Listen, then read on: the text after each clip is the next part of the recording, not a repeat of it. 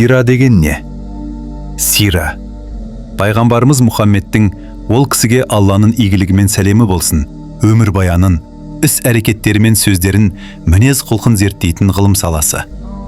Арабшадан аударғанда жол, сүрлеу, өмір салты деген мағыналарды қамтиды. Қолданыстағы мағынасы: Алланың соңғы елшісі Мұхаммедтің ол кісіге Алланың игілігімен сәлемі болсын, жүріп өткен жолы, көрсеткен үлгісі, айтқан сөздері мен мінез құлқы, өмір тарихы. Сираны не үшін оқуымыз керек? Бірінші, өз пайғамбарымыздың саллаллаху алейхи уәсәлләм кім екенін білу үшін және оның өмірінен үлгі алу үшін. Ол адамзатқа жіберілген соңғы пайғамбар әрі ең кемел тұлға. Оның сабырлығы, әділдігі, адамгершілігі және өмірдегі шешімдері әрбір мұсылман үшін үлгі бола алады.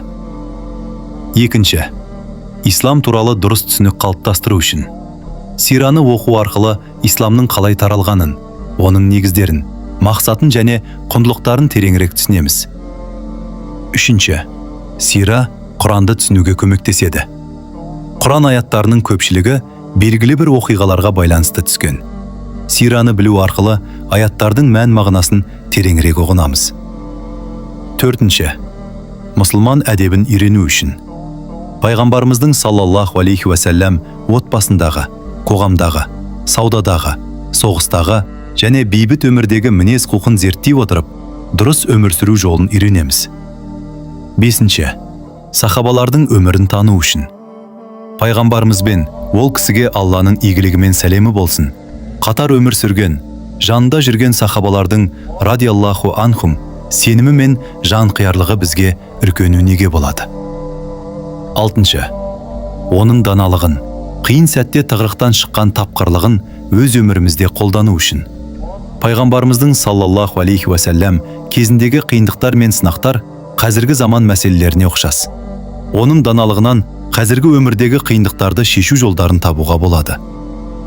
Қорыта айтқанда, сираны білу мұсылманның рухани және дүниелік өмірін жақсартудың негізгі жолы.